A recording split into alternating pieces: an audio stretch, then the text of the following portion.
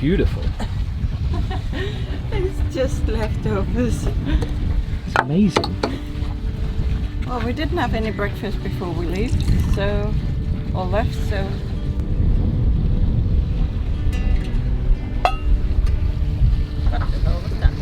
hell was that? It's covered in mosquito bites. Oh yeah. Like, seriously.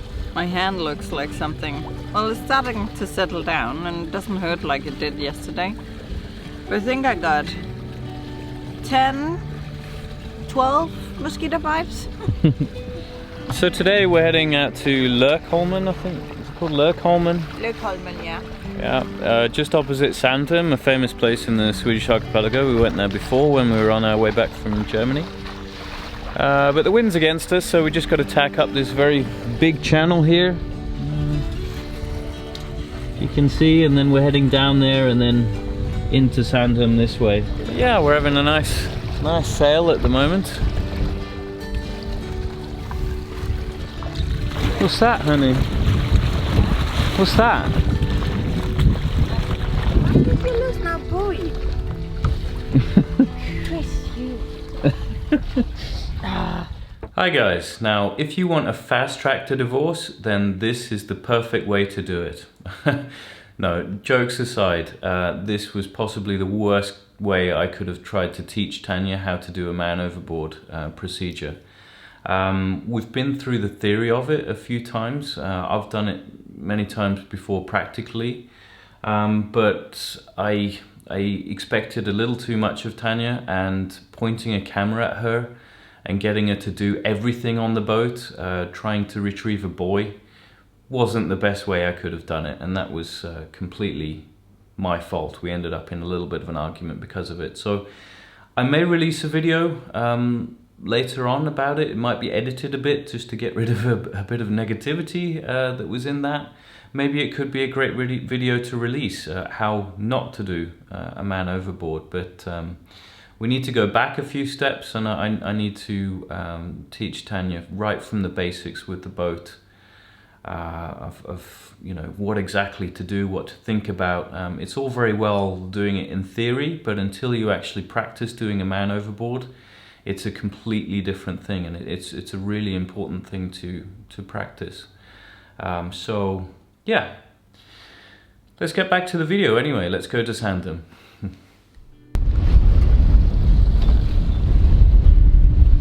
Summertime in Sandhamn. Looks a little different from last time we were here, if you remember. Yeah, so we tried Lökholmen, but apparently it wasn't possible because the guest harbour, you can only get in there if you're less than 2 meters. So yeah, we were looking at the members harbour, which we can get into, but there wasn't enough space. So we have ended up in Sandhamn. We were quite lucky to get the end space here. The only problem with the end space is you end up with quite a lot of waves on the end, but it should calm down a bit later on. A lot of boats in here. I'm hoping to find someone actually with this anchormatic thing that I can ask them a little bit about and see if it's actually working good or not. There must be one single boat in here with the anchormatic that I can, yeah, see what experiences they've had with it. But yeah, it's currently at 3 o'clock. Just maybe go for a run, chill out, have a beer. Yeah, enjoy his Sandhamn for the night.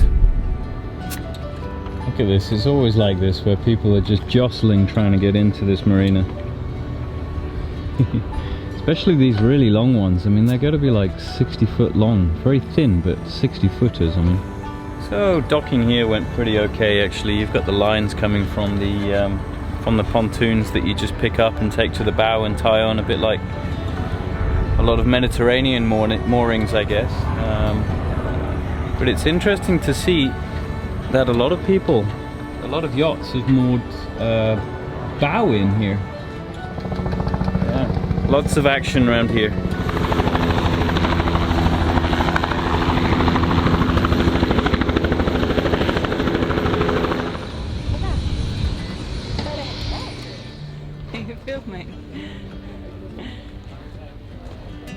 Where are we going? You want to go and look at all the race boats. Yeah, let's go and check out the race boats over there. And I think the Danish boat has come in. Oh, it's over there, the Danish boat. Yeah, you gotta spot the Danish boat. I think that Swedish flag is bigger though than your Danish flag. I don't. And our UK flag put together. Hmm?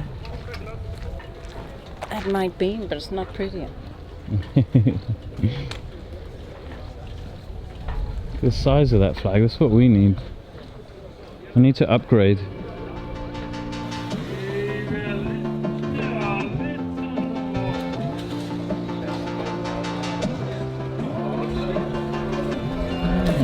As I said earlier, I saw a Danish flag come in. You have to point at the Danish flag because it's such a beautiful flag. So we just went over here and talked to the captain, and it turns out that the boat, which I actually should have guessed looking at the color of it, used to belong to Maersk himself. He got the boat in 79 and sailed it himself until 97 when he had to sell it because his wife got ill. But this is a boat with a lot of history in. Maersk himself sailed to all his oil rigs, the captain told us. So this has been really around the world, and he was a sailor at heart, so he wanted to visit his oil rigs, but in his own sailing boat. I really think that's absolutely amazing. It's a beautiful boat. She's an old lady, he said, and it requires a lot of maintenance. But yeah, the crew are here every second year, so every second year they sail up here in the Stockholm archipelago, and the other years they sail in Denmark or in the Swedish west coast. But yeah, we'll keep an eye out for them.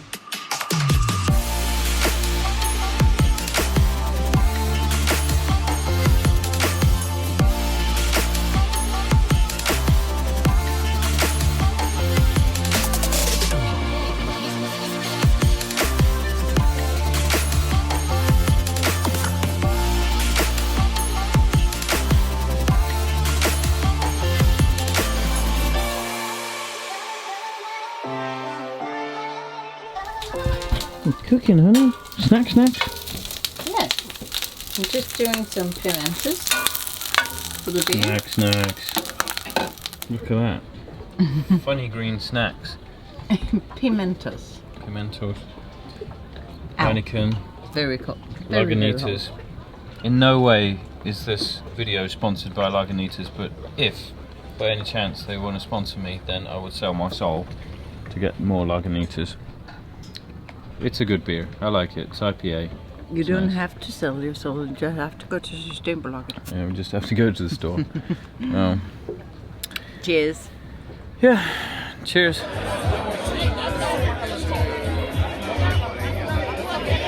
So, it's a great night at Sandhamn actually. Really, I wouldn't say great music, but it was really good fun. A big part of the fun for us in sailing is the people that you meet. That night we met some really great people on the boat next door, went out for a meal together and had a great party afterwards. Good times. Hey guys! How are you doing? Yeah, I'm alright. What are you doing? Filming. Why? Because I gotta have my clothes off. Yeah, look. Go away. We may be a little bit inebriated by alcohol. You are. Talk for yourself. No, she may be a bit inebriated by alcohol. Shut up, No, I'm never messy, honey. Who had to pack all your crap away because we had guests coming on board? Go away. Go away. No? I'm trying to get undressed. Okay. A great weekend. Nice meeting you. Thanks for a great evening. Yes, nice to meet you too. So that would be a bit much later than Yes. Yeah. Yeah. All right. Captain.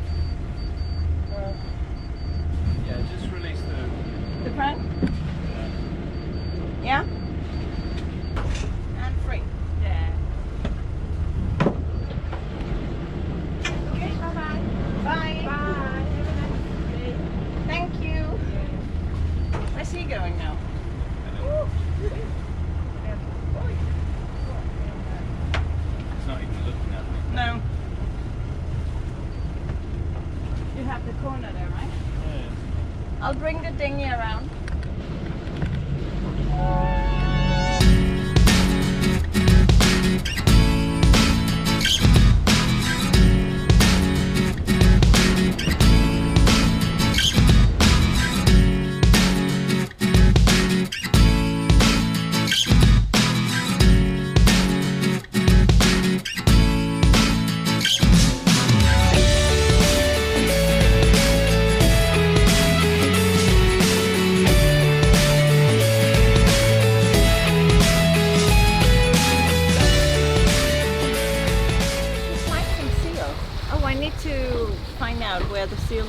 Here.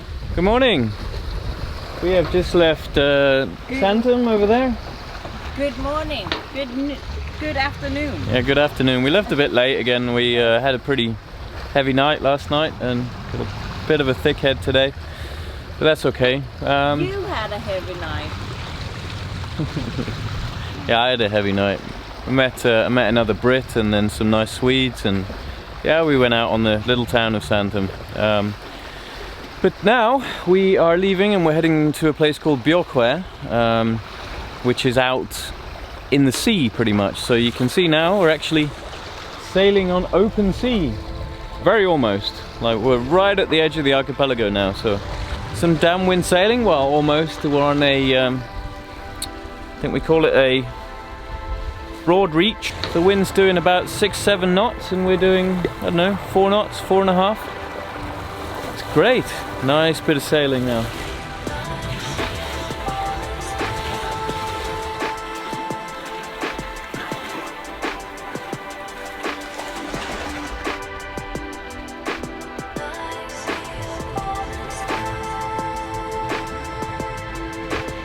Kind of sailing into the middle of a race now, but it's okay. I think I'm just on the edge of it. These are the racers just come out of Sandhamn this morning. They were all there last night, so you can see the boys out there with the safety boat. They're going around the buoys. I guess they have some kind of a course out there that they're following. This is the Swedish Cup. So yeah. This is the Swedish Championship. So today they're doing record sailing. Well, from what he said last night, the one of the sailors I met, then they are going back in, and then they're doing night sailing. Nice. So when they've done this, he said it was a very simple course. It's basically just back and forth today. So I guess they're coming in to sleep and eat and get changed, and then, yeah, night sailing. And then I think everything finishes on Saturday. So there's another race. Today is Thursday. On Saturday, and then everything finishes with a big party at Sandhamn in the hotel. Cool. Yeah, look at that. Come on, we can beat them. Not with our sails and not with a dinghy on the back also. Not with this boat either.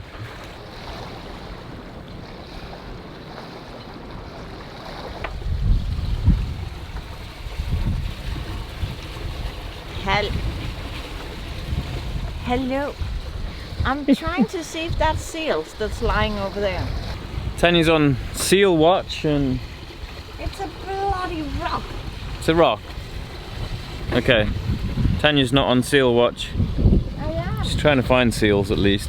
It's nice to actually be out of the archipelago because now we can just chill out a bit more. We don't need to just keep popping our head up at every 20 seconds or something to see whether some boat's going to run into us or some rock's going to appear out of nowhere. Yeah, it's like open sea sailing. It's a really nice change. You can see that we're heading out to these islands here. We come from Sandhamn around about here, and then just out to Björkö. We should be there in an hour or something at this speed. That's pretty good. We can find a nice spot. The wind's coming from the south all night, so hopefully it shouldn't be too strong because we want to go into this little harbour here, so it's quite exposed to a southerly wind, but I don't think it should be that bad. So if not, we have a look around and we find something. And I've just figured out how to use the autopilot as well to steer by navigation. If you click on this one, we got a load of different options. We can do heading hold or no drift, it stops the leeway basically, I think. Nav hold and wind hold also, which is quite nice features, B&G. Thank you very much. We've spotted some sea eagles. Oh my god, they're beautiful.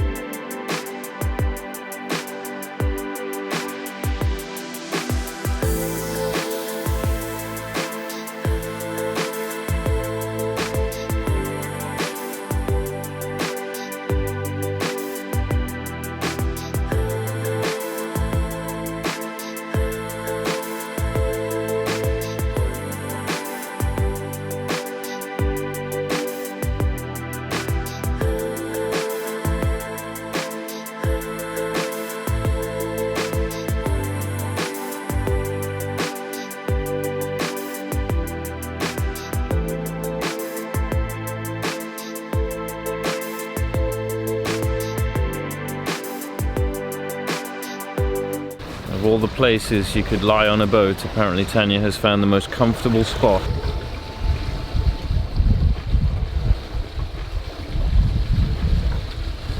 You happy? It's nice. Just arrived at Björkskär. Fantastic. Really nice sail down. We just got to see whether we can actually get in there and what the conditions are going to be like inside as well. Because it is blowing a southerly wind and it's more or less blowing straight in there and there's not that much protection, so we'll have to see. Let's get the sails down and head in there and see what we find. We've been here once before in the little power boat, but that was easy to moor. This is a little more challenging with this boat, so let's see. So we tried to get into the first harbour at Björkö, but it's way too shallow, as you can see on Google Maps there. It was touch and go whether it was more than 2 meters or not, so yeah, we chose to go around the corner and anchor in this little channel here, which was super nice. Yay! Yay, successful. Anchor bubbles. Anchor bubbles.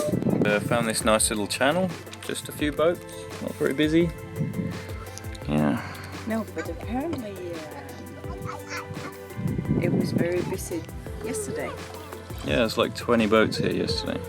This is quite nice because it's sheltered from a southerly wind, but it will shift around to the north a bit sometime in the night, so we'll just have to be aware of that and see what's happening. Yeah. Yeah. But for now, this is great. Cheers. We can barbecue on the rocks. Cheers. Oh, Christ. Do you have any idea how cold this is? It's 20 degrees, honey. It's tropical. Go on then.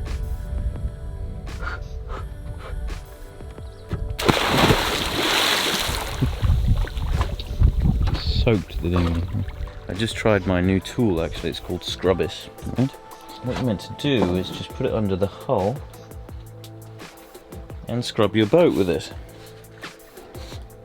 This is after, what, 2 or 3 minutes? Look what it's done to it, it's destroyed it. We have to put anti-fouling in that's within the Swedish regulations on it. Anyway. Hey, I am naked. Get away. Hello. So I'll just show you, after 3.5 months, this growth has appeared on the bottom of the boat. It's insane. I've never seen any anti-fouling work less in my life. Let's go down. Oh, there's a jellyfish down there, look. Huh?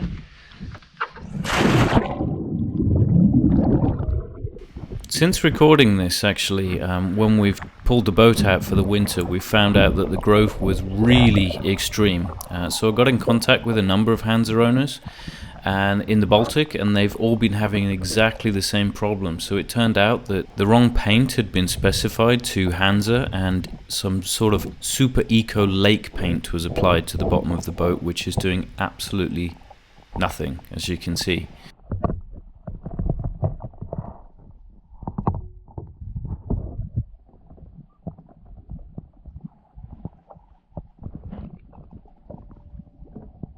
No wonder she's sailing so slow at the moment.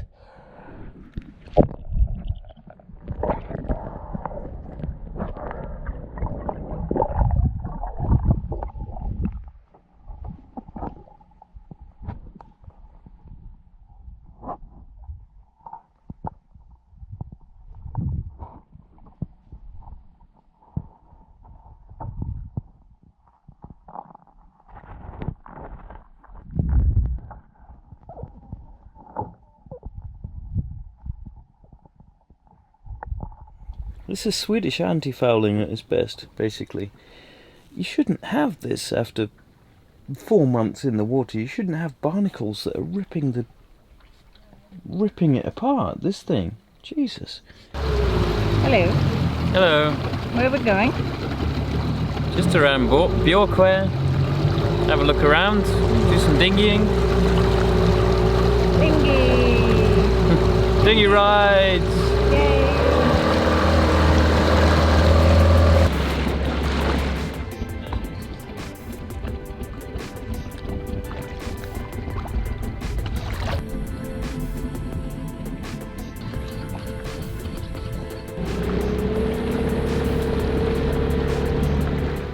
Today we're having super burgers, homemade burger things, burger pates. It's not burgers. I don't know. Meats then. Yeah, Meats. Well, in Denmark you would still call this. You would call that a beef. Yeah, a beef then. I'm just looking at those clouds out there, like just unbelievable cloud formations up there. It's really beautiful. It all of a sudden went from a very nice meal and a bit of a sunset to really, really dark and a lot of lightning, and the wind picked up like this. Yeah. So we put we moved the spring because the wind has changed direction. Yeah, so we put a spring on over here, right? Just from the back across to a tree over there. And the wind has just moved to a westerly direction. So yeah, I think we're pretty secure now.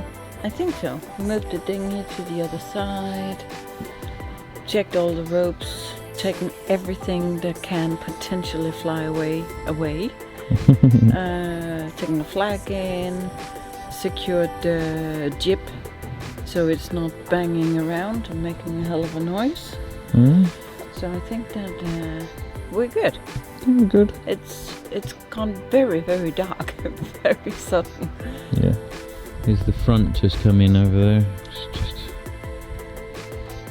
let's see. Low pressure front. And then the rains came.